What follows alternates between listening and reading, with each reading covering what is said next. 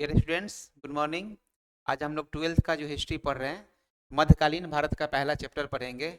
इस चैप्टर का नाम है यात्रियों के नज़रिए। इस चैप्टर के अंदर हम लोग पढ़ेंगे कि बहुत सारे जो यात्री आए थे भारत भ्रमण के लिए, उन्होंने भारत के बारे में क्या कुछ विशेष रूप से बताए हैं, अपने यात्रा वृत्तांत के रूप में लिखे हैं। उसके बारे में हम लोग अच्छे से अध्ययन करेंगे। इसमें आपको बहुत सारे यात्री तो आए हैं, लेकिन 3 यात्री के बारे में मुख्य रूप से आपको पढ़ना है। एल्बरूनी है, इब्न बतूता है और एक फ्रांसिस वर्नियर है। इनके बारे में आपको डिटेल जानना है। इससे क्वेश्चन आपके बोर्ड एग्जाम में रहते हैं। हमारा जो यूट्यूब चैनल है ग्लोबल स्टडीज़, उस पर अभी हम लोगों ने बिल्कुल जो ट्वेल्थ के स्टूडेंट है और टेंथ के जो स्टूडेंट है, ट्वेल्थ जो बोर्ड जिनको देना है उनके लिए बिल्कुल फ्री क्लास क्या किया गया है, बिल्कुल फ्री क्लास आपको लॉन्च किया गया है। इसमें आपको क्या क्या मिलेगा, इसमें आपको 8 सेक्शन सारे के सारे वीडियोज मिलेंगे, कंसेप्ट ओवरव्यू मिलेगा, उसके बाद आपको एमसीक्यू मिलेंगे, फिर उसके बाद आपको बोर्ड मॉडल का जितने भी क्वेश्चन है आने वाले समय में सारा चीज़ अपडेट मिलेगा। आप हमारे इस कॉन्टेक्ट नंबर पर, जो नंबर है हमारा 7050804646 पर आप व्हाट्सअप करके, और हमारे ग्रुप में, व्हाट्सअप ग्रुप में जो ग्लोबल स्टडीज़ का जो व्हाट्सअप ग्रुप है, इस पर आप ऐड हो जाइए। हम आपको बिल्कुल गाइड करेंगे जिससे आप एग्जाम में 80%, 85%, 90% तक आप मार्क्स को ला सकते हैं। आपके पास अच्छा खासा कंसेप्ट भी होगा। तो आइए हम लोग चैप्टर को आगे बढ़ाते हैं, आगे देखते हैं चैप्टर को। हम लोग जो यात्रियों के नज़रिए के बारे में जो पढ़ेंगे वो मुख्य रूप से हम लोग देखेंगे, एक करके चीज़ों को वो देखेंगे। सबसे बड़ा चीज़ यहाँ पर क्या है कि पहले के लोग जो थे वो क्यों आए थे भारत पे, या अलग अलग जगहों पर क्यों जा रहे थे। इन सब चीज़ों के हम लोग बारे में विशेष रूप से जानेंगे, बेसिक रूप से। उसके बाद जब वो आए, किसी भी देश में भ्रमण किए, जैसे आप ही कहीं जाते हैं तो आप डायरी और नोट्स लिखने के, स्कूल का जो प्रोजेक्ट मिलता है कभी कभी, कि आप कहीं गए, कोई गार्डन में गए या कोई ऐसा घूमने का जगह पे गए, तो आपके माइंड में एक छवि उपजता है। तो इन लोगों का काम ही था कि जाना और वहाँ के नज़रिए को, जो भी चीज़ प्रारूप है चल रहा है, उसको यात्रा वृत्तांत के क्रम में लिखते जाना, जो आगे जो पीढ़ी दर पीढ़ी चीज़ आया तो उसको जानकारी मिलता है। इससे हमारा जो है मध्यकालीन भारत का जो हमारा इतिहास है उसके बारे में डिटेल रूप से जानकारी मिलता है। तो आइए हम लोग एक चीज़ को देखते हैं। अब सबसे बड़ी बात है कि बहुत सारे लोग जो है वो यात्रा किया करते थे। इसका क्या उद्देश्य है, क्या उद्देश्य है, देखिए। अब यात्रा करने का सबसे मेन उद्देश्य क्या है कि महिलाओं और जो पुरुष है वो रोजगार की तलाश में, हो सकता है वो यात्रा कर रहे होंगे, हो सकता है प्रकृति आपदा आ गया होगा, जैसे बाढ़ आ गया होगा, सूखा आ गया होगा, भूकंप आ गया होगा, इन सबसे बचाव के लिए उन्होंने यात्रा किया होगा। हो सकता है व्यापार के लिए, चाहे सैनिक का काम के लिए पुरोहित या तीर्थयात्री है, इन सब लोगों के रूप में उन्होंने यात्रा किया होगा। या फिर हो सकता है कि उनके पास साहस का काफी भावना रहा होगा कि चलिए हम लोग एक देश से दूसरे जगह पर जाकर के चीज़ों को देखते हैं कि हमारे पृथ्वी पर जितने भी अलग अलग जो देश है या अलग अलग जगह है वो कैसा जगह है। उन सब चीज़ों के तरीका का इन्हीं चारों का तथ्य मुख्य रूप से मिलता है, जिसमें हम लोग देखते हैं कि लोग एक जगह से दूसरे जगह किस पर्पस के थ्रू जाते हैं। ठीक है। तो जो प्राचीन समय में जो यात्राएं जो किए जाते थे उसमें बहुत सारी क्या आती थी, समस्याएं आती थी। समस्याएं कौन कौन सी है, किस किस टाइप का समस्याएं होंगी, तो वो देखिए। समस्याएं के लिए मुख्य रूप से क्या होता था कि एक लंबा समय लगना, क्योंकि यातायात का साधन तो था नहीं, टाइमिंग बहुत लगना, रास्ता बढ़िया नहीं था, ट्रांसपोर्टिंग सिस्टम नहीं था, तो ये समय काफ़ी ज़्यादा लगना। दूसरे बात की सुविधा का अभाव था ना, कम्युनिकेशन, जो ट्रांसपोर्ट यातायात का जो साधन है वो सही से नहीं है, कम्युनिकेशन नहीं है, रूट का ठीक से पता नहीं है, कैसे कैसे जाएं, मैप देख देख कर लोग जैसे वो कंपास के थ्रू वो जाते थे देखने के लिए। उसके बाद जो समुद्री लुटेरे थे, क्योंकि जो भी जगह था मुख्य रूप से तो नाव के रास्ते लोग आते थे, तो वहाँ पर समुद्री लुटेरे होते थे जो क्या करते थे, उनको लूट लेते, धन दौलत जो भी चीज़ है उनको क्या करते थे वो लूट लेते थे, कभी कभी बंदी बना के कैद भी कर लेते थे। इन सब चीज़ों के का भी क्या होता था, डर था। उसके बाद कभी कभी क्या है कि हम जर्नी के लिए निकल गए, यात्रा के लिए निकल गए और प्राकृतिक आपदा आ जाए, तो जिस देश में गए हैं या जिस जगह पे गए हैं वहाँ के लोग अगर हमको सपोर्ट नहीं कर रहे हैं तो हमारे लिए क्या है, मेरे जान को भी खतरा हो सकता है। ठीक है। दूसरा चीज़, इस जर्नी के दौरान बहुत सारे जो क्लाइमेट चेंज है से लेकर के खान पान रहन की, कोई दूसरे क्लाइमेट से आया है लोग। अब मान लीजिए ऑस्ट्रेलिया के लोग यहाँ इंडिया में आए तो उनका क्लाइमेट का कंडीशन अलग होगा, वहाँ सर्वाइव करने का हमारे यहाँ अलग हो, तो उनको तकलीफ होगी, बीमारियाँ उत्पन्न हो सकती है ना, ये सब चीज़ें। और एक डर होता था, रास्ता भटकने का भय होता था कि रास्ता भटकने का भय। तो इन सब के सब जो बातें हैं वो क्या था, ये समस्याएं आई उन लोगों को जो क्या किए, यात्रा एक करके एक जगह से दूसरी जगह जाते थे जो यात्री थे, उनके लिए इस टाइप का कुछ समस्याएं का सामना करना पड़ा उनको। ठीक है, अब जो भारत में जो मुख्य रूप से जो यात्री आए, जिसके बारे में हम लोग को पढ़ना है, मुख्य यात्री जिससे आपको क्वेश्चन होता है मुख्य यात्री से, वो पहला है अल बिरूनी, दूसरा इब्न बतूता और तीसरा फ्रांसिस वर्नियर। फ्रांस का रहने वाला था वर्नियर। तो इसके बारे में, इन तीनों के बारे में हम लोग को अच्छे से डिटेल पढ़ना है। हालांकि इसके अलावे भी बहुत सारे जो हैं जो आए हैं, लेकिन हमारा जो सिलेबस है, सिलेबस के अकॉर्डिंग इस चीज़ को अच्छे से पढ़ना चाहिए, ताकि क्या होता है कि हम अपने एग्जामिनेशन में बढ़िया से जानते, जब आप कंपटीशन वगैरह का तैयारी करेंगे तो फिर आपको बढ़िया से जानना होगा। तो कुछ और भी जो भारत की यात्रा किए वो कौन कौन थे, तो मार्को पोलो थे, जो 13वीं सदी में कहाँ से आए थे, वेनिस से आए थे। और उसका जो क्या था, उसके बाद निकितिन थे, फिर सयादी अली रेड्रेस थे, फादर मानसेन थे और पीटर मुंडी थे। और ये जो पीटर मुंडी कहाँ से थे, इंग्लैंड से आए थे 17वीं शताब्दी में। ये सब कुछ जो है और भी हम लोगों ने देखा, जिन्होंने क्या किया था, अपना यात्रा भारत के लिए किया था। ठीक है, पूछा जाता है कभी कभी मार्को पोलो के बारे में। मार्को पोलो कहाँ का रहने वाला था, वेनिस से आए थे। ये मार्को पोलो कहाँ से आए थे, वेनिस से आए थे। और किधर आए थे, भारत में दक्षिण भारत में आए थे, साउथ में आए थे। और इनका काम था सामाजिक और आर्थिक स्थिति पर ये प्रकाश देखे थे कि भारतीय समाज का जो और इकोनॉमिकल कंडीशन किस टाइप, कहाँ का, साउथ वाला पार्ट का, आंध्र प्रदेश हो गया, कर्नाटका हो गया, केरल हो गया, तमिलनाडु हो गया, इन सब वाला पार्ट के लिए वो देखे थे। निकितिन कहाँ से आए थे, रूस से आए थे। और सयादी अली रईस जो थे कहाँ से आए थे, तुर्की से आए थे, ये 16वीं शताब्दी आए थे। और फादर मानसरेत जो आए थे वो स्पेन से आए थे। और कहाँ पे आए थे, अकबर के दरबार में आए थे। ये किसके दरबार में आए थे, अकबर के दरबार में। ठीक है, ये सब कुछ तथ्य है जिसको आपको क्या करना होगा, याद करना होगा, बार बार इसको रिवाइज करना होगा। तो यात्रियों के नजरिए को हम लोग, और भी जो कुछ लोग आए थे जिसके बारे में हम लोग देख रहे हैं, फिर इसे एक क्या क्या नाम आ रहा है, अब्दुल रज्जाक आए, उसके बाद शेख अली हाजिम आए, ठीक है, महमूद वली वल्खी आए, फिर दुर्राते बरबोसा आए, फिर बैप्टिस्ट तवैनियर आए। ये सब के सब जो लोग हैं वो भी आए हमारे भारत में। और इन सब लोगों ने जगह जगह पर यात्रा वृत्तांत किया और अपना विचार को उन्होंने अपने देशों में और अलग जगह के जो बुक के थ्रू ऐसे करके बताया। इसमें अब्दुल रज्जाक जो है वो क्या, समरकंदी के 1440 ईस्वी में दक्षिण भारत की यात्रा किए थे। और जो शेख अली हाजिन है वो 1740 के दशक में भारत में आए थे। और उनको बहुत अधिक निराशा हुआ भारत को देख के, वो घृणा फील किए भारत को देख करके। ठीक है, महमूद अली बल्कि जो 17वीं शताब्दी में आए, जो भारत से बहुत ज्यादा प्रभावित हुए, इतने प्रभावित हुए कि वो सन्यासी तक बन गए थे, सन्यास बन गए थे। दुराते बरबोसा 1518 ईस्वी में आए थे, पुर्तगाल से आए थे। और कहाँ, साउथ में आए थे, दक्षिण भारत में आए थे। और जो बैप्टिस्ट तैनवियर थे 17वीं शताब्दी में आए थे, फ्रांसीसी थे।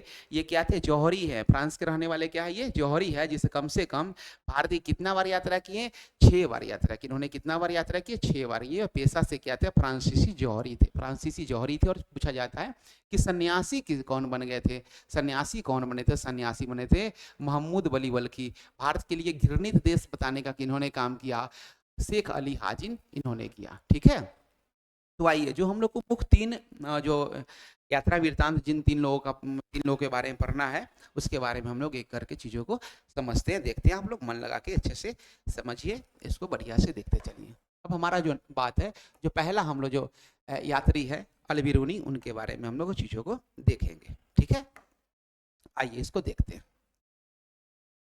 अल बिरूनी का जो जीवन क्या था, अल बिरूनी का जन्म कब हुआ था, 973 ईस्वी में हुआ था। ख्वारिज्म अभी जो आधुनिक उज्बेकिस्तान में है, उज्बेकिस्तान में। और उज्बेकिस्तान एक ऐसा जगह पुराने पति से माना गया जिससे पढ़ाई लिखाई इन सब चीजों के बारे में वो पुराने तौर तरीके से जाना जाता है। ठीक है, तो ख्वारिज्म शिक्षा का कैसा एक था, बहुत बड़ा महत्वपूर्ण केंद्र था। और अल बिरूनी ने उस समय उपलब्ध सबसे बेहतर अच्छी शिक्षा, जो उस समय जो 973 ईस्वी के समय में जो शिक्षा का साधन ख्वारिज्म में मौजूद था, उज्बेकिस्तान में, जो आज उज्बेकिस्तान नाम से जाना जाता है, जो मौजूद था, उसमें अल बिरूनी के पास वो सारे के सारे शिक्षा थे, मैक्सिमम ज्ञान उनके पास था। ठीक है, अब देखिए उन्होंने कई भाषाओं के, बहुत सारे भाषा के ज्ञाता थे, जिनमें कौन कौन सा भाषा, इसको ध्यान देना है। सीरियाई भाषा, फारसी भाषा, हिब्रू और संस्कृत, ये 4 भाषा का ये बहुत अच्छे क्या थे, जानकार थे। ठीक है, अल बिरूनी कौन कौन से भाषा के जानकार थे, सीरियाई भाषा के, पारसी के, जो हिब्रू भाषा और संस्कृत भाषा के जानकार थे।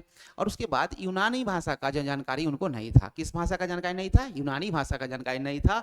और उन्होंने प्लेटो तथा अन्य यूनानी जितने भी थे दार्शनिकों के कार्यों से पूरी तरह परिचित था, जिससे उन्होंने अरबी में अनुवाद के माध्यम से पढ़ा था। क्या किए थे? जो भी यूनानी भाषा में जो अच्छे अच्छे दार्शनिक हो, इन सब लोगों का जो बुक लिखा गया था उसको क्या किए, जो भाषा वो जानते थे, कौन से भाषा जानते थे? अरबी भाषा में क्या किए इन्होंने अनुवाद किया। और अनुवाद करके क्या करते थे? उसके बारे में अध्ययन करते थे, पढ़ते थे। ठीक है। अब अलबरूनी भारत कैसे आया वो देखिए। अलबरूनी भारत कैसे आया, किस तरीके से भारत आया, कहाँ पे आया, इन सारी चीजों को हम लोग देखते हैं। ठीक है। अलबरूनी भारत कैसे आया देखिए। अब सन 1017 ईस्वी में ख्वारिज्म पर आक्रमण हुआ। ख्वारिज्म पर आक्रमण कहने का मतलब किस पर आक्रमण? उज्बेकिस्तान पर आक्रमण होता है। ठीक है। और वहाँ उसके आक्रमण के बाद सुल्तान वहाँ का कौन है? महमूद गजनबी यहाँ के कई विद्वानों और कवियों को अपने साथ अपनी राजधानी गजनी ले गया। कहाँ पर ले गया? अपना राजधानी गजनी ले गया। वहां से क्या किया? विद्वानों का भाई चलो हमारे साथ, आक्रमण करके बहुत सारे लोग को लेके आया। उसमें से एक कौन थे? अलबरूनी भी थे। और अलबरूनी जो था वो उज्बेकिस्तान से क्या किया? बंधक बनाया गया। किसके द्वारा बंधक बनाया गया? महमूद गजनबी के द्वारा बंधक बनाया गया। गजनबी साम्राज्य में वो चलाया, बंधक बना के उसको ले आया गया। उसके बाद उत्तर भारत का पंजाब प्रांत भी उस समय साम्राज्य का हिस्सा था। जो गजनबी साम्राज्य का हिस्सा जो था वो कौन था? उत्तर भारत का जो कौन सा एरिया है? पंजाब प्रांत है उत्तर भारत का। जो भी पंजाब, पश्चिमी और पूर्वी पंजाब, जो पाकिस्तान के अंदर पश्चिमी पंजाब है, हमारे पास पूर्वी पंजाब है, वो वाला एरिया जो था वो इसमें पड़ता था। उस समय किस एरिया में पड़ता था? गजनबी साम्राज्य के अंडर में था, है ना। वहां पर क्या कौन सा आ गया? और भी विद्वान है, जिसमें से कौन? अलबरूनी को भारत बंधक बना के किसने लेकर आया? किसने लेकर आया? महमूद गजनबी ने लेकर आया। ठीक है। आगे हम लोग आइए देखते हैं धीरे धीरे फिर क्या होता है, ये इन लोगों का क्या किया जाता है, क्या क्या काम दिया जाता है, किस तरीके से ये भारत पहुंचते हैं, वो चीज़ों को हम लोग ना देखते हैं। ठीक है। देखिए अब जो धीरे धीरे उसे यह शहर क्या होने लगा? पसंद आने लगा। वाह, ये तो बड़ा बढ़िया शहर, इसको मन लग गया, यहाँ पे मन लग गया। और 70 वर्ष पूछा जाता है कभी कभी क्वेश्चन, 70 वर्ष की आयु में अपनी मृत्यु तक, मतलब आजीवन, जब से वो बंधक बना के आया तब से वो क्या यहीं पे वो जीवन बताया। यहाँ पे गजनी साम्राज्य में क्या किया? जीवन बताया। और उसको भारत के प्रति क्या हुई? बहुत रुचि विकसित हो गई, बहुत ही ज्यादा क्या हुई? रुचि विकसित हो गई। ठीक है। 1500 ईस्वी से पहले अलबरूनी को कुछ ही लोगों ने पढ़ा होगा। देखिए अब ये आदमी तो आया कब आया? 1000 ईस्वी के आसपास आया। लेकिन जब बुक लिखा गया 1500 ईस्वी में तो बहुत कम ही लोग पढ़ पाए थे, क्योंकि अलबरूनी 1500 ईस्वी में नहीं आया, 1000 ईस्वी के पहला दशक के रूप में उसको लाया गया था। 1000। लेकिन ये 500 वर्ष बाद जो बुक लिखा गया और उसको जो भी यात्रा वृत्तांत दिया गया उसको कुछ लोगों ने पढ़ा, लेकिन उतना पॉपुलर तरीके से नहीं है, कुछ लोगों ने पढ़ा। जबकि भारत के बाहर इसके अनेक लोग ऐसा कर, बहुत भारत के जो भी बाहर के लोग थे वो बहुत सारे चीज अलबरूनी के बारे में देख चुके थे, पढ़ चुके थे, है ना। अब इससे क्या होता है कि अलबरूनी के माध्यम से ये पता चलता है बाहरी लोगों को, दूसरे देश के लोगों को, कि भारत का संसाधन कैसा है, भारत के लोग कैसे हैं, किस तरीके उनका नियति है, किस तरीके का विचार है, कैसा उनका रोजगार है, कैसा माहौल है वहाँ का, इन सब चीज़ों के बारे में जानकारी मिलता है। ठीक है। कई भाषाओं में दक्षता, मैंने दक्षता करने का तो निपुण होना हासिल करने का ना अलबरूनी जो है बहुत सारी भाषाओं की तुलना तथा ग्रंथों का अनुवाद करने में सक्षम था। बहुत सारे जो चीज़ थे, बुक्स थे, उसको क्या किया, बहुत सारे भाषा का जानकारी था, जितने भी मुख्य रूप से मिले उसको क्या किया इन्होंने क्या किया? अनुवाद किया, ट्रांसलेट किया, एक भाषा से दूसरे भाषा में उस चीज़ को लिखा। ठीक है। अब इनमें कई संस्कृतियों में उसने पतंजलि का व्याकरण ग्रंथ भी था। अब देखिए पतंजलि जाना जाता है व्याकरण ग्रंथ के लिए। इसका अनुवाद किस भाषा में किया? अरबी भाषा में किया, अरबी भाषा में किया। उन्होंने अपने ब्राह्मण मित्रों के लिए उसने यूक्लिड जानते हैं आप लोग, मैथ पढ़े होंगे, यूक्लिड थ्योरम 9 क्लास में मैथ पढ़ते, यूक्लिड थ्योरम, जो यूनान के गणितज्ञ थे, उनके कार्यों को किस भाषा में लिख कर दिए? किसको? संस्कृत में। किसको लिख कर दिए? अपने ब्राह्मण मित्रों को, कि ब्राह्मण जो होते थे वो संस्कृत के अच्छे खासे जानकार होते थे, उनको यूनानी भाषा नहीं आता था। तो उस वो जो यूक्लिड थ्योरम जो था, जो यूनानी भाषा में था, उसको अलबरूनी क्या किया? अपने ब्राह्मण मित्रों को किस भाषा में लिख करके दिए? किस भाषा में? संस्कृत की भाषा में लिख के दिए, क्योंकि अलबरूनी को संस्कृत अच्छे से आता था। हम लोग देखे संस्कृत आता था, हिब्रू आता था, फारसी आता था, ये सब भाषा का जानकारी था। ठीक है। अब अलबरूनी का हम लोग यात्रा के बारे में देखेंगे कि अलबरूनी का कैसा क्या यात्रा रहा। आइए देखते हैं। अल्बरूनी की यात्रा के बारे में देखें। उसकी यात्रा कार्यक्रम अस्पष्ट नहीं है। देखिए, अस्पष्ट नहीं कहने का मतलब ये भी थोड़ा सा हो जाता है कि उतना पुराना इतिहास है, कैसा क्या लिखा गया होगा, कहाँ कैसा डाटा रखा होगा। अब जैसा टेक्निकली चीज़ तो है नहीं कि लिए नेट पे चढ़ा दिए, बहुत लंबे समय तक भी रहेगा। तो वो कुछ डाटा इधर उधर हो जाने से वो स्पष्टता की बात थोड़ा कम जाता है, जो पुराने हिस्ट्री के जो चीज़ें होती है। ठीक है, फिर भी प्रतीत होता है कि उसने पंजाब और उत्तर भारत के कई हिस्सों की यात्रा की। भारत में कौन कौन सा हिस्सा? पंजाब में तो उसको पकड़ के लाया ही था, वो जो गजनवी साम्राज्य में, गजनी साम्राज्य में, ठीक है, महमूद गजनवी। तो उसको पंजाब और भारत के बहुत सारे जगह गए। और अलबरूनी ने ब्राह्मण पुरोहितों तथा विद्वानों के साथ बहुत सारे वर्ष बिताए। उसने किसके बारे में जाना? संस्कृत धर्म तथा दर्शन का ज्ञान प्राप्त किया। किसके बारे में? संस्कृत के बारे में, धर्म के बारे में, रिलीजन के बारे में, और किसके बारे में? दर्शन, फिलोसफी के बारे में इन्होंने भारत में रह करके, उत्तर भारत के एरिया में और पंजाब वाले एरिया में लोग के बीच में रहकर अलबरूनी बहुत बड़े बड़े विद्वानों के साथ रह करके इन चीज़ों को नॉलेज हासिल किया। उसके लिखने के समय यात्रा वृत्तांत अरबी साहित्य का एक मान्य हिस्सा था। यात्रा वृत्तांत को किस भाषा में लिखता था? अरबी भाषा में। अरबी भाषा में लिखने का ये मान्य हिस्सा बन चुके थे। और ये वृत्तांत पश्चिम में सहारा रेगिस्तान से लेकर उत्तर में वेलगा नदी तक फैल गया। जितना जो वृत्तांत था वो कहाँ पे? सहारा रेगिस्तान से लेकर के उत्तर भारत में कहाँ पर फैल गया? वोल्गा नदी के तरफ में ये तक फैल गया। इसका जो यात्रा वृत्तांत जो लिखा गया था वो चीज़ को फैल गया था। ठीक है, और ये फैला कैसे? कौन सा क्षेत्र के बारे में था? सॉरी, ये जो लिखा था सहारा रेगिस्तान जो राजस्थान में पड़ता है, वोल्गा नदी जो उत्तर में, जो वोल्गा नदी है जो कश्मीर से भी ऊपर का जो एरिया बताया जाता है, उस क्षेत्रों में, उस क्षेत्र से संबंधित चर्चा किए थे अपने यात्रा वृत्तांत के थ्रू। ठीक है, आइए अब हम लोग देखते हैं आगे। जो उन्होंने किताब लिखे उल हिंद, है ना, क्या लिखे? किताब जो है जिसका नाम क्या है? उल हिंद लिखे, उसके बारे में देखेंगे। अलबरूनी जो है, अलबरूनी द्वारा अरबी में लिखी गई एक पुस्तक का बात आया जिसका भाषा सरल और क्या है? बहुत ही क्या है? स्पष्ट भाषा है। यह एक विस्तृत ग्रंथ है, बहुत बड़ा ग्रंथ है, बहुत सारी चीज़ों का संकलन है। किसकी चीज़ का संकलन है? धर्म के बारे में इन्होंने बताया, दर्शन के बारे में बताया, मतलब रिलीजन के बारे में बताया, अलग अलग रिलीजन, फिलोसफर के बारे में बताया इन्होंने, बहुत सारे फेस्टिवल त्योहारों के बारे में बताया, खगोल विज्ञान, एस्ट्रोनॉमिकल जो साइंस होती है, जो हम लोग स्पेस के बारे में देखते पढ़ते हैं, उसके बारे में जाना, रीति रिवाजों जो हमारा कल्चर था भारत का उसके बारे में बताया। बहुत सारे प्रथा थे, जो सती प्रथा, बाल विवाह, ये सब जो प्रथा थे जो भी उस समय चल रहा होगा उस प्रथा के बारे में बताया गया। सामाजिक जीवन लोगों का कैसा था, भार तौल किस टाइप से, कैसे कैसे मेजरमेंट या बिजनेस व्यापार कैसे होता है उसके बारे में चर्चा किया गया। और उसके बाद मूर्ति कला के बारे में, कानून के बारे में, रूल रेगुलेशन क्या था यहाँ का, मापतंत्र क्या था, और विज्ञान के आदि इन सब विषयों के आधार पर इन्होंने कितने अध्याय में, 80 अध्याय में इन सब चीज़ों का जानकारी किया। जो क्या था? काफ़ी क्या था? उल हिंद कैसा था? बहुत ही विस्तृत ग्रंथ था, इन सब चीज़ों के बारे में लिखा, मामूली बात नहीं है। सोच कर देखिए, आए उस समय इतना डाटा को इकट्ठा करना अलग अलग जगहों से लेकर के और सब चीज़ को बारीकी से रख करके उसको लिखना, ये बहुत कमज़ोर बात नहीं है। अलबरूनी के कार्य को क्या करना चाहिए? हम लोग को शाबाशी देना चाहिए। ठीक है, सामान्यतः अनेक इतिहासकारों का मानना है कि अलबरूनी की ज्यामितीय संरचना, समझ जाइए आप, ज्योमेट्रिकली जो कंस्ट्रक्शन का जो पार्ट होता है वो स्पष्ट और मुख्य कारण गणित की ओर झुकाव था। अब ये मतलब देखिए, आप समझिए, मैथमेटिकली टर्म से किसी चीज़ को एनालाइज करने का जो हुनर था वो अलबरूनी के पास था, है ना। उस तरीके से वो एनालाइज करते थे, बढ़िया से लिखते थे। अब देखिए, भारत को समझने में आई क्या क्या बाधा आई। अब ऐसा तो है नहीं कि अलबरूनी आया और सारा के सारा चीज उनके हिसाब से चला होगा, बहुत सारी बाधाओं का सामना करना पड़ा होगा।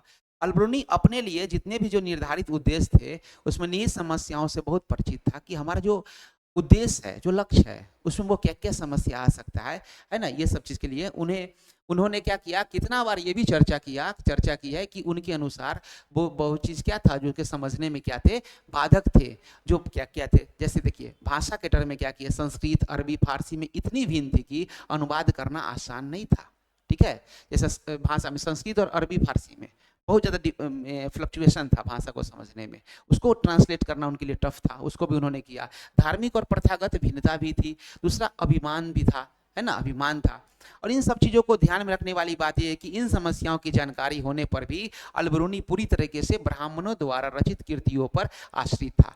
बहुत सारे चीज़ों का जानकारी होते हुए भी वहाँ क्या थे कि जिस देश में आए थे वहाँ के देशों से जुड़े हुए जितने भी चीज़ थे उनके पर क्या थे, वो आश्रित थे। और वह भारतीय समाज को समझने के लिए क्या किए, भारतीय समाज को समझने के लिए किस किस चीज़ का हेल्प लिए, यहाँ के वेद को पढ़े, पुराण को पढ़े, भगवत गीता को पढ़े, पतंजलि की कृतियों को पढ़े, मनुस्मृति आदि इन सब चीज़ों पर क्या किए, वो निर्भर रहे इन सब चीज़ों को जानने के लिए, इन सब चीज़ों को जानने के लिए।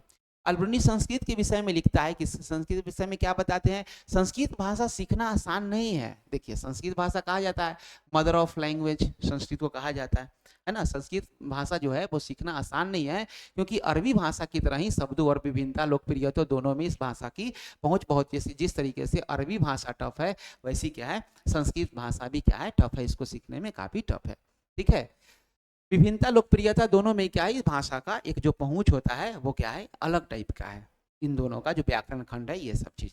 ठीक है, अब अलबरूनी के कार्य की जो क्या विशेषता है, जो लेखन कार्य, जो ये लिखने का जो कला कौशल था इनका, जो अपने जीवन यात्रा वृत्तांत में जो लिखे उनमें क्या था, तो लेखन कार्य में उसने अरबी भाषा का प्रयोग किया। उसके बाद क्या किए, उसके बाद उनका दृष्टिकोण कैसा था, आलोचनात्मक था। आलोचनात्मक है ना, डिस्कशन टाइप से किसी चीज़ को समझ बुझ के और चीज़ों को ठीक तरीके से उसको निखारने का काम किया इन्होंने। उसके बाद ग्रंथों में दंत कथाओं से लेकर खगोल विज्ञान के बारे में इन्होंने चर्चा किया, चिकित्सा संबंधी कृतियाँ को भी चर्चा शामिल किया इन्होंने। और उसके बाद एक विशिष्ट शैली का इन्होंने प्रयोग किया, जिसमें आरंभ में एक प्रश्न होता था, फिर संस्कृतवादी परंपराओं पर आधारित वर्णन होता था। मतलब ये तरीका लिखें कि किसी टॉपिक के बारे में लिखे, चाहिए क्यों होता है, कैसे होता है, ऐसे करके प्रश्न टाइप से, तब उसका क्या किया इन्होंने, व्याख्या को किए। तब उन्होंने व्याख्या की ताकि जो भी लोग इसको पढ़ें आगे चल के उनको क्या हो, जो उनको पढ़ने का इच्छा हो और इसके अच्छे से समझ पाए। ठीक है, अब अलबरूनी की जाति व्यवस्था का विवरण कैसा था। भारत में तो जाति व्यवस्था कूट कूट के भरा हुआ है, पहले भी था अभी भी है, ये चीज चल रहा है ना। भारत का सबसे बड़ा दुर्भाग्य यही है, जाति व्यवस्था दुर्भाग्य है और रिलीजियस जो व्यू है वो दुर्भाग्य। इसके जो डेवलपमेंट में सबसे बड़ा बाधक यही है। ठीक है, लोग कहते हैं कि पढ़ लिख लेने के बाद क्या होगा कि वो चीज़ हटेगा, वो और ज़्यादा हावी हो रहा है एक अलग पोर्शन से। खैर हम लोग देखिए अलबरूनी जाति व्यवस्था का जो विवरण है किस तरीके से करते हैं वो देखिए। अलबरूनी द्वारा जाति व्यवस्था का विवरण दिया गया है। उन्होंने भारत में कितने वर्ण, 4 सामाजिक वर्ण थे। कितने सामाजिक वर्ण बताएं, 4 सामाजिक वर्ण को दिखाना चाहते थे। और ये जो थे चाहता था कि फारस में भी 4 सामाजिक वर्णों की मान्यता थी। फारस में भी क्या थे, 4 सामाजिक वर्ण की जो चर्चा थी, और किस किस बातों को चर्चा की, वो चीज को अच्छे से इसमें पहला चर्चा उन्होंने बताया घुड़सवार जो शासक वर्ग, मतलब क्षत्रिय वर्ग मोटा मोटी रूप से आप कह सकते हैं। दूसरा जो है भिक्षु पुरोहित तथा चिकित्सक, जो डॉक्टर वगैरह हैं, जो सन्यासी लोग हैं, जो पुरोहित पंडित जी लोग हैं, वो सब लोग को रखा गया। तीसरा वैसे लोग को कैटेगरी किया जो खगोल शास्त्री, मतलब एस्ट्रोनॉमिकल, जो हमारे ब्रह्मांड में क्या क्या चीज़ फेनोमेना घट रहा है, हो रहा है, उसके बारे में चीज़ों को चर्चा करने के लिए कहा, जो वैज्ञानिक तौर तरीके से चीज़ों को सोचते थे। और चौथा जो इन्होंने जो बताया वो किसान और शिल्पकार को बताया। किसान तो हम लोग जानते जो जानवर मवेशी पालते हैं, खेती बाड़ी करते हैं, जो शिल्पकार जो कुछ कुछ चीज़ों को बनाते हैं, है ना, कुछ चीज़ को बनाते हैं, जैसे बुनकर हो गए उसमें, या छोटा छोटा जो उद्योग धंधे के द्वारा जो चीज़ों को चलाते हैं वो हो गए शिल्पकार हो गए। ठीक है, उन्होंने इस्लाम धर्म को भी सभी धर्म के समान माना जाता है, ऐसा उन्होंने चर्चा की है। और और भिन्नताएं और धार्मिकता के प्रारंभ में थी। जाति व्यवस्था के संदर्भ में ब्राह्मणवादी व्यवस्था को मानने के बावजूद अलबरूनी ने अपवित्रता की मान्यता को स्वीकार नहीं किया, है ना। अपवित्रता क्या किया उन्होंने, स्वीकार नहीं किया। ठीक है, आइए देखते हैं आगे चल के। अलबरूनी के अनुसार जाति व्यवस्था में निहित क्या था, ये तो अभी स्वीकार नहीं किया उसका। अलबरूनी लिखता है कि वैश्य और शूद्र वर्ण के बीच अधिक अंतर नहीं थे। जो वैश्य थे और शूद्र थे उनके बीच बहुत अंतर नहीं थे। वैश्य कहने का मतलब वैसा समाज जो बिजनेस करते हैं समाज में वैश्य समाज कहा जाता है। और शूद्र उनको कहा गया था जो खेती बाड़ी करते हैं और निम्न तबके के लोग हैं, उनका कहते हैं। उन्होंने बहुत ज़्यादा अंतर नहीं बताया उन्होंने। यह दोनों एक साथ एक ही शहर और गांव में रहते हैं, मतलब वैश्य और शूद्र के एक ही साथ रहते हैं। ये अलबरूनी का कहना है। समान घरों में समान आवासों में मिलजुल कर भी रहते हैं ये लोग। जाति व्यवस्था के बारे में अलबरूनी का विवरण था कि संस्कृत ग्रंथों में पूरी तरह से क्या किया इन्होंने, जाति व्यवस्था को प्रभावित किया। मतलब जाति व्यवस्था बताया है कि भारत में जब आए तो जाति व्यवस्था इनको अच्छा खासा देखने को मिला है। ठीक है, अब हम लोग जो नेक्स्ट टॉपिक पढ़ रहे हैं वो किसके बारे में पढ़ रहे हैं, वो अल-बरूनी का पार्ट था। अब लोग पढ़ रहे हैं इब्न बतूता के बारे में। किसके बारे में पढ़ रहे हैं, इब्न बतूता के बारे में पढ़ रहे हैं। अब इब्न बतूता जो है वो दूसरे हम लोग जो क्या बोलते हैं,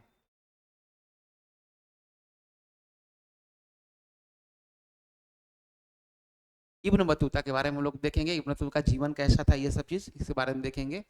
इब्न बतूता जो थे, जो पहला हम लोग पढ़े अल-बरूनी के बारे में, दूसरा इब्न बतूता और तीसरा फ्रांसिस बर्नियर के बारे में हम लोग को देखना है। तीन हम लोग के जो आपको 12th का जो हिस्ट्री का एग्जामिनेशन है मध्यकालीन भारत में यात्रा वृत्तांत, उसके लिए देखना है। इब्न बतूता द्वारा अरबी भाषा में लिखा गया, किस भाषा में, अरबी भाषा में लिखा गया यात्रा वृत्तांत है, जिसका नाम है रिहाला। क्या नाम है, रिहाला। पूछा जाता है एग्जाम में, रिहाला है।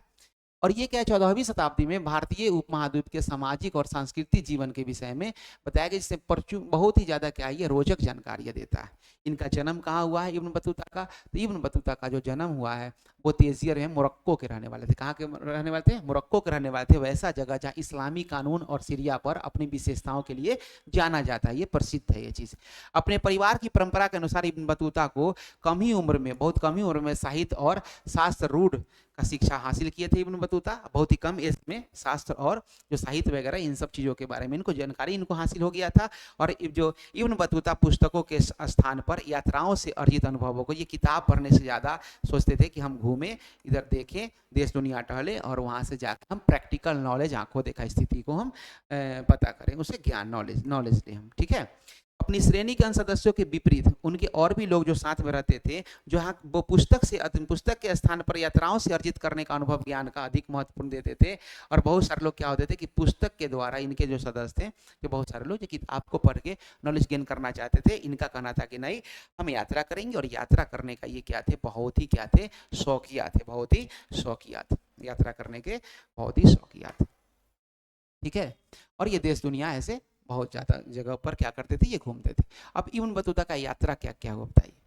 अपने जन्म स्थान से वो कहाँ, 1332 से लेकर 1333 ईस्वी के आसपास वो क्या किए, अपने जन्म स्थान से, है ना, बिना किसी कहे हुए अकेले ही भारत के लिए क्या गए, भारत की यात्रा पर वो निकल पड़े। और भारत प्रस्थान से पहले वो कहाँ कहाँ गए, वो देखिए, मक्का गए, सीरिया गए, फारस, यमन, ओमान, पूर्वी अफ्रीका, ये सब अनेक जो तटीय बंदरगाहें। देखिए लोग बंदरगाह पर क्यों जाता था, क्योंकि पहले का साधन कैसा था, पहले का साधन था नाव का साधन, पानी का ही साधन था। तो जो लोग जहाँ जाएंगे वो कैसे जगह पे जाएंगे, जहाँ पे सीशोर हो, समुद्र का तट हो, वहाँ पे जाएंगे, जहाँ बंदरगाह हो, वही वाला एरिया में पहले एंट्री करेंगे। इसलिए वो हमेशा दक्षिण भारत, दक्षिण भारत, दक्षिण भारत जो हम लोग नाम सुन रहे हैं, इसी के चलते सुन रहे हैं।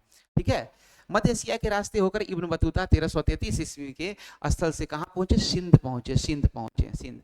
अब सिंध कहाँ पे है, सिंध पाकिस्तान में पड़ता है वो एरिया। पहले भारत पाकिस्तान जब साथ था तो वो भारत पाकिस्तान हो गया, अफगानिस्तान हो गया, सब एरिया उसी पोजीशन पे क्या है, सिंध पहुंचा वो। अब मोहम्मद बिन तुगलक ने उसे दिल्ली का क्या किया, काजी नियुक्त किया, काजी नियुक्त किया। और इन बतूता को अनेक वर्षों तक वहां पर रहने का क्या मिला, मौका मिला। पता चलता है कि फिर मोहम्मद बिन तुगलक को किसी बात के लिए प्रॉब्लम होता है, उसको कुछ दिन के लिए कैद में रख देता है। कैद में रखने के बाद फिर जब मामला थोड़ा सा सुलझ जाता है, फिर उसको काजी के पद पर क्या किया जाता है, नियुक्त कर दिया जाता है, फिर से काजी के पद पर नियुक्त कर दिया जाता है।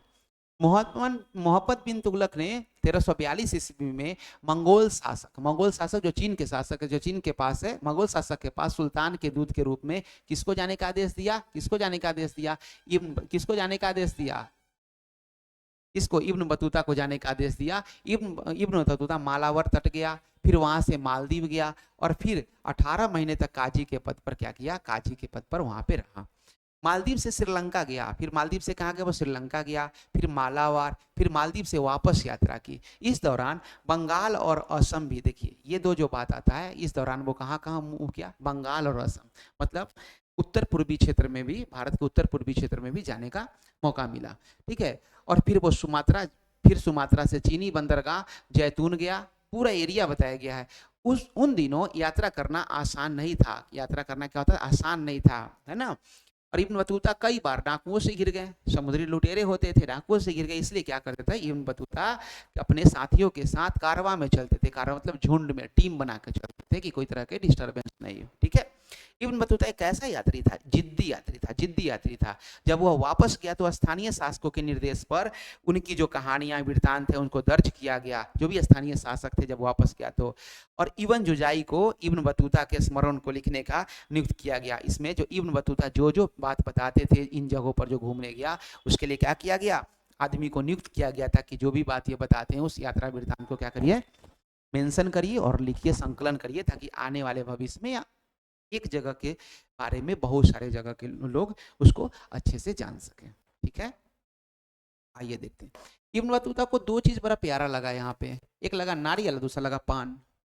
वो कहा कि नारियल को बड़ा विचित्र तरीके का वो फल के बारे में वर्णन किए, माने आश्चर्यचकित टाइप से कि वृक्षों के रूप में इसको ये किए। और कहें कि देखिए नारियल एक ऐसा है कि जैसे जहाज बनाने के क्रम में लोहे के कील को यूज नहीं कर रहे हैं लोग, लोहा के कील को यूज नहीं कर रहे हैं, किसका यूज कर रहे हैं, नारियल की रस्सी का यूज कर रहे हैं, इसलिए नारियल का उन्होंने जिक्र किया। दूसरा एक पान का यूज किया, उन्होंने कहा कि एक ऐसा चीज भारत में हमको देखने को मिल रहा है जो फल नहीं देता है, केवल लोग पत्ते के लिए उसको उपजाते हैं। तो इब्न बतूता दो चीज के लिए, नारियल और पान के लिए क्या किए, काफी ज्यादा वो चीजों को बताएं। ठीक है, तो इसका मतलब है कि इब्न बतूता पहले नारियल और पान के बारे में परिचित नहीं रहेंगे, नया नया चीज देखने को मिला होगा, इसलिए वो क्या होगा, इसलिए उसके बारे में बहुत ही ज्यादा उनको इंटरेस्ट आया होगा। ठीक है, इब्न बतूता के द्वारा शहर का कौन कौन सा शहर का वर्णन किया गया था, देखिए वो दिल्ली के बारे में कहें कि भारत का सबसे बड़ा शहर है, दौलताबाद जिसको महाराष्ट्र कहा जाता है, वो भी कहा कि वो भी कम नहीं है। और वो जो आकार में दिल्ली को चुनौती, मतलब महाराष्ट्र और जो दिल्ली का जो एरिया, दौलताबाद और दिल्ली का जो एरिया है वो क्या है, दोनों का जो साम्राज्य है, चाहे जो एरिया है वो लगभग बराबर टाइप से। दिल्ली कैसा, दिल्ली के बारे में घना बसा शहर था, चारों ओर प्राचीर थी, और इस शहर में कितने द्वार थे, दिल्ली के बारे में जिक्र करता है कि 28 द्वार थे। और जो एक दरवाजा का नाम बदायूं दरवाजा, जो सबसे ऐसा दरवाजा था, बड़ा दरवाजा था। मांडवी द्वार के भीतर एक अनाज की मंडी थी, मांडवी द्वार एक नाम है, मांडवी द्वार, उसके अंदर में क्या था, एक अनाज की मंडी होती थी दिल्ली में। और दिल्ली शहर एक बेहतरीन कब्रगाह माने कब्रिस्तान, दिल्ली शहर में कहा कि बहुत ही बड़ा क्या है, बेहतरीन क्या है, कब्रिस्तान के बारे में भी चर्चा है। कब्रगाह में चमेली और गुलाब जैसे फूल उगाए गए थे, मतलब कब्रिस्तान में क्या थे, चमेली और गुलाब के जैसे फूल थे, जो सभी मौसम में खिले रहते, मतलब हमेशा क्या होते थे, वो खिले रहते थे कब्रिस्तान में। कब्रिस्तान का चर्चा किया। अधिकांश शहरों में एक मस्जिद और मंदिर भी होता था, कहीं कुछ ऐसे भी शहर हैं जहां मस्जिद भी देखने को मिला है और मंदिर भी देखने को मिला है। बंद नगरों में नर्तक, संगीतकारों और गायकों के सार्वजनिक प्रदर्शन के लिए स्थान भी चिन्हित होते थे, मतलब कुछ ऐसे भी नगर थे जहाँ किलाबंदी था, वहां पर नर्तक लोग थे, गाने वाले लोग थे, संगीतकार लोग थे, ये सारे के सारे लोग का भी चर्चा उन्होंने किया है। इब्न बतूता की शहरों की समृद्धि का वर्णन करने में अधिकांश रुचि नहीं थी, मतलब इब्न बतूता अपने वर्णन में जो ये शहर का समृद्धि के बारे में उन्होंने ज्यादा चर्चा नहीं किया, कैसा इकोनॉमिकल कंडीशन था, उन्होंने रीति रिवाज कैसा, कहाँ क्या चीज है, उसके बारे में मुख्य रूप से उन्होंने चर्चा किया। ठीक है, आइए अब इब्न बतूता द्वारा संचार प्रणाली का वर्णन, कि भारत में संचार प्रणाली किस तरीका से है, एक मैसेज को दूसरे लोग के द्वारा जो दिया जाता है वो किस तरीके से दिया जाता है, उसके बारे में इन्होंने क्या किया, चर्चा किया। किस टाइप से चर्चा किया बताइए, देखते हैं हम लोग। इब्न बतूता दिल्ली सल्तनत की डाक प्रणाली जो संचार व्यवस्था था का विवरण देता है, क्या देता है, लगभग सभी व्यापारिक मार्गों पर सराय और विश्रामालय था या विश्राम गृह था। सराय कहने का मतलब ऐसा जगह जहां पर लोग क्या करते हैं, यात्री आके वहां पर विश्राम करते हैं, आराम करते हैं, वहां ठहरते हैं, उसे सराय कहा जाता है। इब्न बतूता डाक प्रणाली की कार्य को कुशलता देकर चकित रह गया, उन्हें चकित रह गया, और उन्होंने क्या कहा कि इसमें कितने हैं, और कहा डाक प्रणाली बहुत कुशल थी, और क्या था, गुप्तचर की खबर सुल्तान तक भी पहुंचाने का काम करते थे। और ये कहा कि सिंह से दिल्ली तक जाने में कितना दिन का समय लगता था, 50 दिन का समय लगता था। और ये डाक प्रणाली दो तरह के बारे में बताएं, दो प्रकार के डाक प्रणाली के बारे में बताएं, जो दो तरह के डाक प्रणाली क्या क्या है, दो तरह के डाक प्रणाली क्या क्या है। एक कहें कि घोड़े के द्वारा भेजा जाता, दूसरा कहते पैदल के द्वारा भेजा जाता था। अब जो घोड़े के द्वारा जो भेजा जाता था उसको कहते उलूक कहा जाता था, क्या कहा जाता था, उलूक कहा जाता था, जो हर 4 मील की दूरी पर अस्थायी राजकीय घोड़े द्वारा संचालित किया जाता है। जैसे यहाँ से घोड़ा से होके गया, फिर घोड़ा से होके गया, फिर वहां पर जाके फिर दूसरा है, 4 मील के बाद फिर दूसरा है, वैसे उसको लेटर देते गया या कोई सामान देते गया, वैसे करके पहुंचते जाता था। एक था पैदल वाला, पैदल डाक व्यवस्था था। पैदल डाक में उसके लिए क्या था, प्रति 3 मील के स्थान पर होते थे। कितने मील के स्थान पर होते थे, 3 मील के स्थान पर होते थे। घोड़ा वाला कितना मील के स्थान पर होता था, 4 मील पे, और ये कितना मील के स्थान पर होता था, 3 मील के स्थान पर एक है फिर दौड़ते दौड़ते जाके पहुंचाता था, फिर वहां से लेटर लेकर के जाता था। 2 तरह के थे, ठीक है। अब हम लोग जो तीसरा जो पढ़ेंगे, फ्रांसवा वर्नियर जो एक यात्री है उनके बारे में पढ़ेंगे। फ्रांसवा वर्नियर जो एक यात्री है उनके बारे में आइए हम लोग चीजों को अच्छे से देखते हैं। फ्रांसवा वर्नियर के बारे में हम लोग चीजों को देखेंगे, ठीक है। फ्रांसवा वर्नियर, देखिए ये फ्रांसवा वर्नियर का रहने वाला कहाँ के, फ्रांस का रहने वाला है। और ये क्या है, फ्रांसीसी चिकित्सक, राजनीतिक और दार्शनिक तथा इतिहासकार था। देखिए ये पेशा से एक डॉक्टर थे, उसके बाद पॉलिटिशियन भी थे, उसके बाद फिलोसफर भी थे, और जो है हिस्ट्री के भी बहुत बड़े ज्ञाता थे, ठीक है। फ्रांसवा वर्नियर 1656 ईस्वी से लेकर 1668 ईस्वी तक 12 वर्ष मुगल दरबार में रहा। अब से कब तक, 1656 से लेकर 1668 तक 12 वर्ष किस दरबार में रहे, मुगल दरबार में रहे। और पहले शाहजहां के ज्येष्ठ पुत्र, माने शाहजहां के जो बड़े पुत्र हैं, नाम था दारा शिकोह, उसी के चिकित्सा के रूप में, और बाद में मुगल दरबार के आमिर दानिशमंद खान के साथ एक बुद्धिजीवी तथा वैज्ञानिक के रूप में रहा। पहले वो रहे कि शाहजहां के जो बड़े बेटे थे उनके इलाज के रूप में रहे, फिर उसके बाद उनको मुगल साम्राज्य में जो आमिर थे उनके टीम में उनको रख लिया गया, और फिर उनके साथ ये रहने लगे, जो बुद्धिजीवी और वैज्ञानिक श्रेणी के लोग थे उनके साथ वो रहने लगे। अब वर्नियर जो, अच्छा फ्रांसिस वर्नियर का एक बात है यहाँ पे, वर्नियर की जो एक लिखित पुस्तक है travels in the Mughal umpire, travels in the Mughal umpire, ये भी बुक किसका लिखा हुआ है, फ्रांसिस वर्नियर का लिखा हुआ है, फ्रांसिस वर्नियर का लिखा हुआ है, ठीक है। फ्रांसिस वर्नियर का लिखा हुआ है, ये याद रखना है, आप लोग को ध्यान रखना है, उसके बुक के बारे में चर्चा है। अब वर्नियर की लेखनी की विशेषता क्या है वो देखिए, ये जो अपने इतिहास का जो चर्चा करते हैं, जो लिखते हैं, उसके विशेषता क्या है।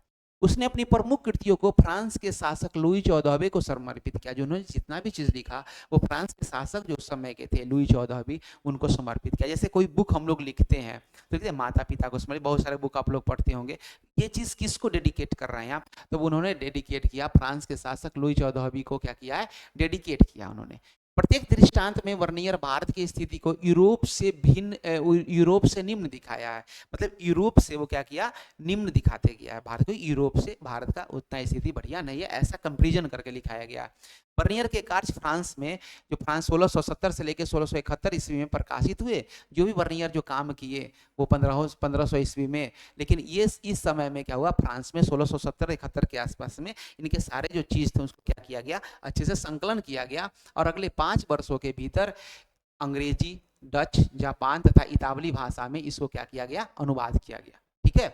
वर्नियर ने कई बार मुगल सेना के साथ यात्रा की, एक बार वह कश्मीर भी आया था। फ्रांसिस वर्नियर क्या था, कश्मीर भी गया था। और वर्नियर की कृति जो है, जो लिखा गया है, जो travel in the Mughal umpire, इसका हिंदी क्या होता है, मुगल बादशाहों के साथ का यात्रा, उन्होंने क्या किया, इसका चर्चा किया, चर्चा किया, ठीक है।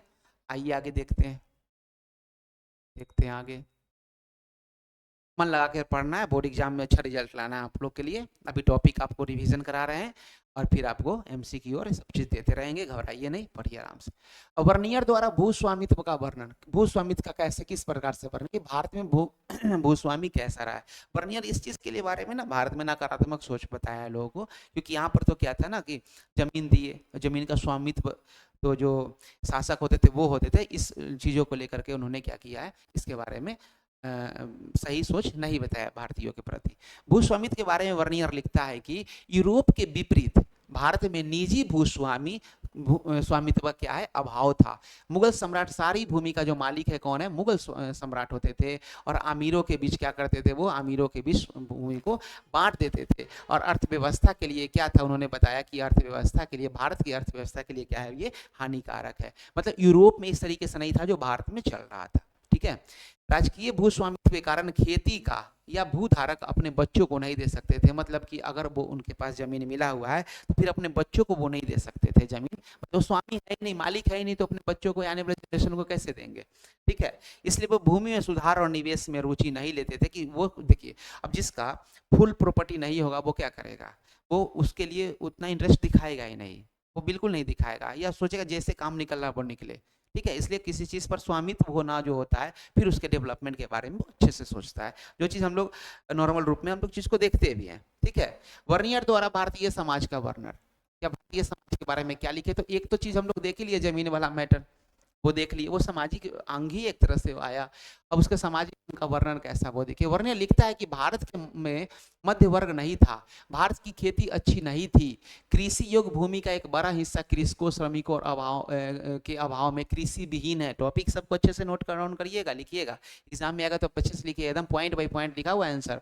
और यहाँ की जो हवा कैसा है, वो दूषित है। मतलब प्रदूषण के बारे में पहले से ही फ्रांसिस वर्नियर क्या किया, चर्चा कर दिया भारत के बारे में।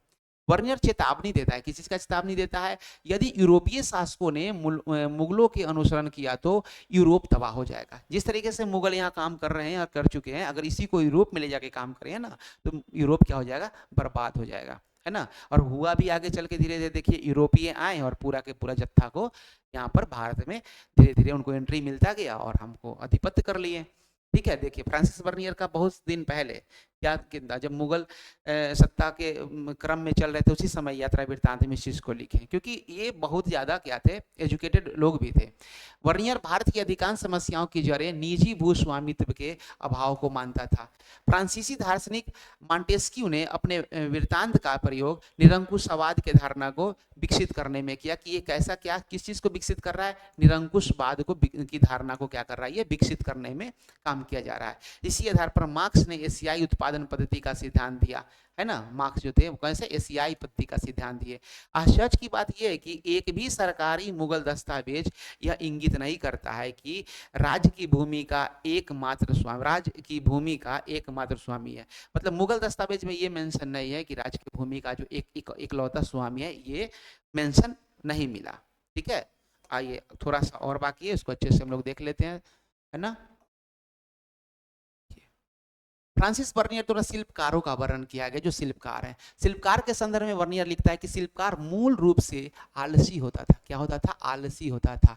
मतलब उसको जितना मर्जी काम में किया, नहीं तो हटा के रख दिया। वो क्योंकि मुनाफे और अधिग्रहण राज्य द्वारा किया जाता था, मतलब पैसा जो भी है वो राज्य ले लेता था, इसलिए वो क्यों ही काम करे, उसके अपना मेहनताना के रूप से मिलता नहीं था, इसलिए वो आलसी टाइप से होता था। इसलिए उत्पादन हर जगह क्या था, मुक्त था। और यह भी मानता था कि पूरे विश्व में बड़ी मात्रा में बहुमूल्य धातुएं भारत आती थी, बहुत सारे चीज क्या आते थे, भारत आते थे। ठीक है, अब देखिए वर्नियर एकमात्र इतिहास था जो राजकीय कार्यालय जो थे, जो ऑफिस था, राजकीय कारखानों के कार्य प्रणाली के विस्तृत विवरण देता है। मतलब भारत में किस टाइप के जो गवर्नमेंट का जो इंडस्ट्री का जो रूप था, उसके बारे में चर्चा इकलौता दिया। वर्नियर द्वारा नगरों का वर्णन किस तरीके से है, नगरों द्वारा किस तरीके से वर्णन है, आइए उसके बारे में हम लोग चीजों को देखते हैं।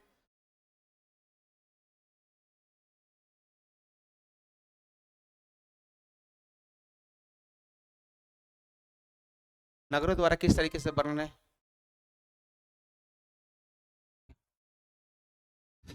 वर्नियर द्वारा नगरों का जो वर्णन है वो देखिए। नगरों के बारे में वो लिखता है कि 17वीं शताब्दी में लगभग 15% जो भारतीय हैं वो जनसंख्या नगरों में रहती थी, और यह अनुपात उस समय यूरोप से अधिक था। मतलब बहुत सारे जो यूरोप के कंपेयर में भारत में रहने वाले जो लोग थे वो नगर में ज्यादा रहते थे, 15% करीब रहते थे। वर्नियर भारतीय नगरों को शिशिर नगर कहता था। क्या कहता था, कौन सा नगर कहता था, सिविल नगर कहता था। कौन सा नगर कहता था, सिविल नगर कहता था। ये राजकीय शिविरों पर निर्भर करते थे, किस पर निर्भर करते थे, राजकीय शिविर पर निर्भर करते थे। और दास दासिया के बारे में भी फ्रांसिस वर्नियर ने बताया। क्या बताया दास दासिया के बारे में, कि दास दासिया का बाजार लगता था, है ना। अब ये जो बाजार में खुलेआम दास बेचे जाते थे, खरीदे भी जाते थे। जब इब्न बतूता सिंध जब सिंध पहुंचा तो उसने सुल्तान महमूद बिन तुगलक के घोड़े ऊँट तथा दास खरीदा था, है ना। इब्न बतूता बताता है कि मोहम्मद बिन तुगलक नासिरुद्दीन नामक धर्मोपदेश के प्रवचन से इतना प्रभावित हुआ कि उसने 1 लाख टके तथा 200 दास दिए। किसको 200 दास दिए, नासिरुद्दीन नामक जो धर्मादेश के जो प्रवचन था, उससे बहुत ज्यादा क्या हुआ था, ये प्रभावित हुआ था। सुल्तान के कुछ जो दासों का जो कहा जाता है कि उपयोग किस चीज में किया जाता था, इस चीज को देखिए, दासों का उपयोग किस चीज में किया जाता था। तो जो दासों का जो उपयोग किया, सुल्तान के कुछ दासियां संगीत में निपुण होते थे, कुछ जो होते थे आमिर पर नजर रखने के लिए दासियों को भी नियुक्त किया जाता था, जो आमिरों पर क्या कर नजर रखे। दासों का समानता घरेलू श्रम के लिए भी किया जाता था। जो घरेलू श्रम पर कर देते थे, उन दासों का कीमत क्या था, काफी कम होती थी। पालकी या डोली चलाने के लिए भी पुरुषों और महिलाओं को ले जाने में इनकी सेवाएं के लिए दासों को रखा जाता था। दासों की कीमत विशेष रूप से उन दासियों की जिनकी आवश्यक घरेलू श्रम के लिए थी, उसकी क्या होती थी, बहुत ही कम कीमत होती थी। और हम लोग थोड़ा सा और देखेंगे सती प्रथा के बारे में भी फ्रांसिस बर्नियर ने जिक्र किया है। क्या जिक्र किया बताइए? सती के कुछ पुरातन भारतीय समुदाय में प्रचलित थी। ऐसी धार्मिक प्रथा थी जिसमें किसी पुरुष की मृत्यु के बाद उसकी पत्नी उसके अंतिम संस्कार के दौरान उसकी चिता में स्वमेव प्रतिष्ठ आत्मत्यान कर लेती थी। मतलब जिनके पुरुष गुजर गए, हस्बैंड गुजर गए, उसके जो वाइफ होती थी उसको भी साथ ही साथ क्या किया जाता था, वो उसको आत्म माने जलाया जाता था, वो जलाया जाता था, ये बात। ठीक है। अब ये बर्नियर बताता है कि बर्नियर ने सती प्रथा का विस्तृत विवरण दिया है और उन्हें कहा है कि हालांकि कुछ महिला प्रसन्नता पूर्वक मृत्यु को गले लगा लेती थी, लेकिन अन्न मरने के लिए बाध्य किया जाता था। मतलब जबरन उसको क्या किया जाता था, उसको जलाया जाता था। जबरन क्या किया जाता था, उसको जलाया जाता था। तो ये हमारा आज का टॉपिक था, मध्यकालीन भारत के इतिहास के जो हम लोग चीज़ों को हम लोग देखे हैं एक एक करके। आशा है आप लोग को अच्छा लगा होगा। मन लगाकर अच्छे से पढ़िए, एग्जामिनेशन का बहुत ही क्या है आपके लिए काफ़ी कम समय बचा है। और ये जो हमारा है चैनल, ये जो आपको यहाँ पर दिख रहा होगा, ये जो यहाँ दिख रहा है, आप लोग जो ग्लोबल स्टडीज़ जो प्लेटफॉर्म आपको जो दिख रहा है ना, ग्लोबल स्टडीज़ के लिए, तो इसको क्या करना है, ये हमारा चैनल है ग्लोबल स्टडीज़ नाम से। हमारा मोटो है एकेडमी टू जॉब है। और आप इस नंबर पर हमको व्हाट्सअप कर सकते हैं, इन दोनों नंबर पे। और व्हाट्सअप से आप 12th के जो हम लोग का जो चल रहा है बोर्ड का तैयारी, उसके लिए क्या कर सकते हैं, आप हम लोग से जुड़ करके और बेहतर तैयारी कर सकते हैं। आपका बोर्ड में बहुत ही शानदार रिजल्ट आएगा। ये बिल्कुल कैसा तैयारी है, ये बिल्कुल भी क्या है, फ्री है। बिल्कुल भी क्या है, ये फ्री चल रहा है, फ्री चल रहा है। ठीक है, हम लोग इसको गाइड कर रहे हैं। और आप हमारे जो यूट्यूब का जो चैनल है ग्लोबल स्टडीज लाइव करके, इसको प्लीज़ क्या कर दिए, सब्सक्राइब कर दीजिए, सब्सक्राइब कर दीजिए। और अधिक से अधिक जो दोस्तों के बीच में क्या कर दीजिए, शेयर कर दीजिए, लाइक करिए, इस पर कमेंट करिए। और जो भी डाउट होता है कुछ हम लोग को बताइए, कॉल करके भी हम लोग उस डाउट को ओवरकम करने के लिए बिल्कुल क्या रहेंगे, बिल्कुल तत्परता से उस चीज़ को काम करेंगे। Thank you so much. एक बार टॉपिक को अच्छे से क्या कर लीजिए, आप लोग अच्छे से क्या कर लीजिए, सब लोग बढ़िया से इसको रिवाइज कर लीजिएगा। एक दो बार अच्छे से उसको देख लेना है आप लोगों को। ठीक है, तो हम लोग आज जो टॉपिक पढ़े वो मध्यकालीन भारतीय इतिहास का हम लोग एक टॉपिक को ख़त्म किया हम लोगों ने। फिर हम लोग आगे और अच्छे से टॉपिक को पढ़ेंगे। Thank you so much.